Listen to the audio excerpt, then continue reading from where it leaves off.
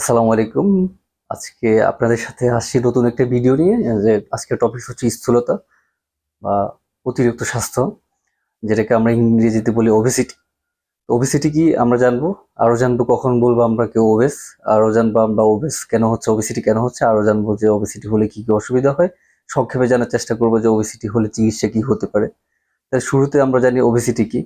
Obesity বা স্থূলতা, এটা হচ্ছে আমাদের শরীরে অতিরিক্ত চর্বি জমা, যেটা আমাদের শরীরের যে কার্যক্রম সেটাকে ব্যাহত করবে বা জীবনযাপনে একটা খারাপ ইমপ্যাক্ট ফেলবে, সেটা আমরা ওবেসিটি বলবো। ওবেসিটি কাদের বলবো, কারা ওবেস, কারা অধিক স্বাস্থ্যের অধিকারী। তো অধিক স্বাস্থ্যের অধিকারী তারা এই যাদের বিএমআই এবং হচ্ছে ওয়েস্ট সার্কামফারেন্স বা কোমরের মাপ একটা নির্দিষ্ট মাত্রার বেশি হবে, তারাই ওবেস। তাহলে কত হবে? আমরা অনেকে জানি যে বিএমআই 25, 25 পর্যন্ত নর্মাল, কিন্তু না, সেটা আসলে ইউরোপ আমেরিকার জন্য। আমাদের দেশের জন্য বিএমআই 23 মানে 23 হচ্ছে নর্মাল। তাহলে যার বিএমআই 23-এর বেশি সে ওভারওয়েট অথবা ওবেস। জাস্ট বিএমআই 23 থেকে 25 মানে ওভারওয়েট, মানে স্বাভাবিকের চেয়ে বেশি। কিন্তু ওবেসিটি বা স্থূলতা আমরা ডিফাইন করবো বা সংজ্ঞায়িত করবো যখন বিএমআই 25 ক্রস করবে, মানে 25-এর বেশি গেলে ওবেস।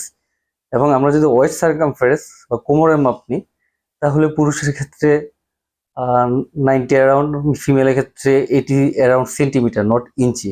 তাহলে আমরা যদি ইঞ্চিতে বলি, পুরুষের যাদের কোমর 34-35-এর বেশি, অথবা মহিলাদের যাদের হচ্ছে 32 অ্যারাউন্ডের বেশি, 31-32, তাদের হচ্ছে স্থূলতা, মানে তারা ওবেস। দুইটা প্যারামিটার, একটা হচ্ছে বিএমআই আর একটা হচ্ছে যে ওয়েস্ট সার্কামফারেন্স। ওয়েস্ট সার্কামফারেন্স সহজ, ফিতা দিয়ে আপনি মাপবেন। আপনার যদি সেন্টিমিটারে সেটা পুরুষ হলে 88, 90, 92, 90 অ্যারাউন্ডে থাকে, ফিমেল হলে 80 অ্যারাউন্ডের উপরে যদি থাকে তাহলে আপনি ওবেস। এছাড়া বিএমআইটা আমাদের হিসাব করে নিতে হবে। কিভাবে হিসাব করবো সহজ করে শিখিয়ে দিই আজকে। আপনি গুগলে যাবেন, সেখানে লিখবেন যে বিএমআই ক্যালকুলেটর। তাহলে ক্যাপিটাল লেটারে বিএমআই ক্যালকুলেটর সার্চ দিলে অনেকগুলা আপনাকে লিঙ্ক শো করবে, যে কোনো একটাতে ঢুকবেন, ঢুকে সেখানে আপনার ওয়েটটা বসাবেন। আমরা সাধারণত ওয়েট ওজনে মাপি, তো ওয়েটটা বসিয়ে দিবেন। কিন্তু এখানে ইম্পর্টেন্ট হচ্ছে যে হাইটটা আমরা সাধারণত সবাই ইঞ্চিতে জানি বা ফিটে জানি, যে 5 ফিট, 5 ফিট 6 ইঞ্চি। তাহলে আমাকে ওই যে ফিটের হিসাবটা সেটাকে আমরা সেন্টিমিটারে নিয়ে যেতে হবে। সেন্টিমিটার নেওয়া সহজ উপায় কি, আমাদের যত ফিট আছে ওটাকে আমরা ইঞ্চিতে নেব ফার্স্টে। যেমন 5 ফিট মানে কত, 5 × 12 = 60 ইঞ্চি। 5 ফিট 6 মানে কত, 5 × 12 = 60 + 6 66 ইঞ্চি। তাহলে 66কে আমরা আড়াই দিয়ে যদি গুণ দিই, মানে আমাদের যত ইঞ্চি ততকে আড়াই দিয়ে যদি গুণ দিই, 2.5 বা 2.5, সেটা আমাদের সেন্টিমিটারের হিসেব বের হবে। তাহলে জাস্ট আমার ক্যালকুলেটারে আমি ইঞ্চিকে সেন্টিমিটার নিব, নিয়ে আমি জাস্ট ওই যে ক্যালকুলেটর অনলাইন যেটা বিএমআই ক্যালকুলেটর, সেখানে বসিয়ে দিব আমার হাইট কত, আমার ওয়েট কত। তাহলে সেখানে আমাকে দেখাবে আমার বিএমআই কত। তাহলে আমার বিএমআই যদি 23-এর নিচে থাকে, আমি অ্যাবসলিউটলি ফাইন। 18.5 থেকে 23-এর মধ্যে থাকতে হবে। 23-এর বেশি থাকলে আমার ওয়েট স্বাভাবিকের চেয়ে বেশি, 25-এর বেশি মানে আমি স্থূলতার ভুগছি বা ওবেসিটি ভুগছি। তাহলে আমরা জেনে নিলাম কারা ওবেস। এখন আমরা জানার চেষ্টা করব ওবেসিটি কেন হচ্ছে। তাহলে আমাদের জানতে হবে যে ওবেসিটি কেন হচ্ছে, সেটা ইম্পর্টেন্ট। সেজন্য যে আমরা কারণ জানতে পারলে কারণে আমরা চিকিৎসা করতে পারবো, কারণের সমাধানে আসতে পারবো।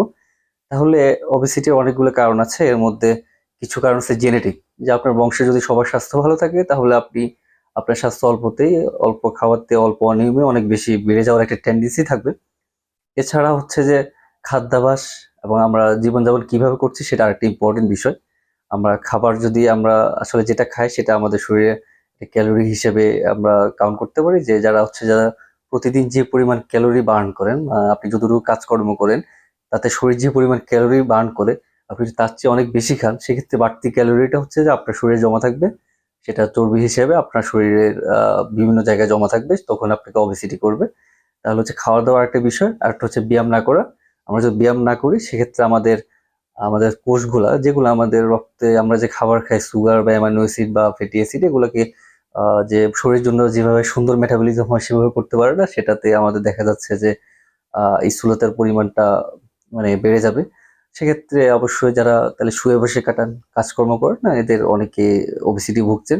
তাহলে তিনটা কারণ বললাম, একটা জেনেটিক, একটা হচ্ছে ডায়েটারি, যে আপনি যত ক্যালোরি বার্ন করেন প্রতিদিন, যত কাজকর্ম করেন তার তুলনায় যদি অনেক বেশি খান, এবং আপনি যদি মানে শোয়া বসা মানে আরামে জীবন জিন্দিগি, যারা অফিসিয়াল জব করে, ব্যাংক বা আমাদের মতো ডক্টর বা ইয়েতে অফিসিয়াল জব, তাদের ক্ষেত্রে ওবেসিটি হওয়ার চান্সটা অনেক বেশি থাকে, যদি না তারা আলাদা করে একটু হাঁটাচলা এক্সারসাইজের মধ্যে না যায়। তাহলে আরো কিছু কজ আছে, আরো কিছু কারণ জানতে হবে। সেটা হচ্ছে যে যদি হরমোনাল কোনো কারণ থাকে, তাহলে হরমোনাল কি কি কারণ থাকতে পারে। যেমন একটা অন্যতম কারণ হচ্ছে মানে ডায়াবেটিস হওয়ার আগের stage, pre diabetes. Pre diabetes স্টেজে হচ্ছে যে শরীরে একটা হাইপার ইনসুলিনিমিক থাকে, শরীরে ইনসুলিন হরমোনটা প্রয়োজনের চেয়ে বেশি তৈরি হয়। কেন তৈরি হয়, আমার ডায়াবেটিস কেন হয়, আমার একটা আগের ভিডিও আছে, ওখানে এক্সপ্লেন করা আছে কেন ইনসুলিন সাময়িক বেড়ে যায়। তো সেই সাময়িক ইনসুলিন বাড়তির জন্য ওজনটা আমার বাড়তে পারে।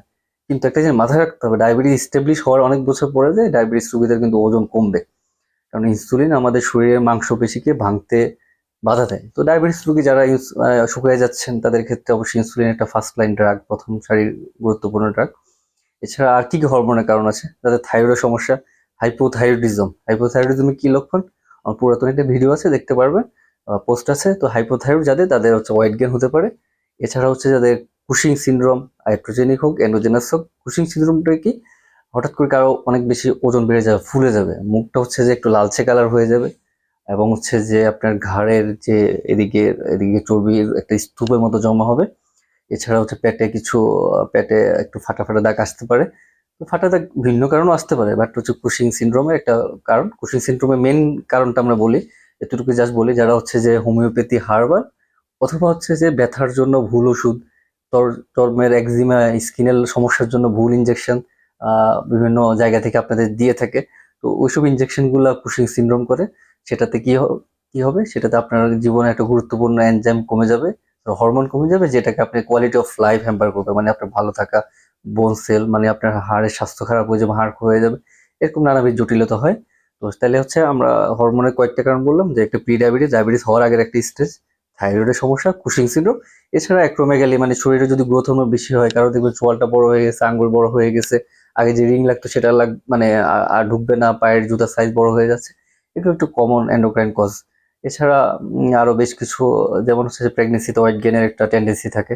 তো সব এরকম অনেকগুলো কারণ আছে। তাহলে সহজ কথা বলে, জেনেটিক, খাদ্যাভ্যাস, খারাপ খাদ্যাভ্যাস, ব্যায়াম ট্যায়াম নাই, শুয়ে বসে থাকা, যে হরমোনের কারণ pre diabetes, thyroid, iatrogenic Cushing, drug induce. এছাড়া কিছু ওষুধও হচ্ছে ওজন আমাদের বাড়িয়ে দেয়। তো অনেকে হচ্ছে যে অ্যাজমা, গিরাগাড়া ব্যথা, স্কিনের সমস্যা, এসব কারণে ওইসব ওষুধ সাধারণত নিয়ে থাকলে কর্টান, ডেকাসন, তার টাইমসিলন ইনজেকশন, এই টাইপের ইনজেকশন, এগুলো ওষুধগুলো আপনার শরীরের ওজন বাড়িয়ে দেবে এবং হরমোনে বিশাল একটা ক্ষতি করার সম্ভাবনা থাকে, যেটা কাভার করতে অনেক সময় লেগে যেতে পারে। তাহলে আমরা কারণটা এখন জেনে নিলাম।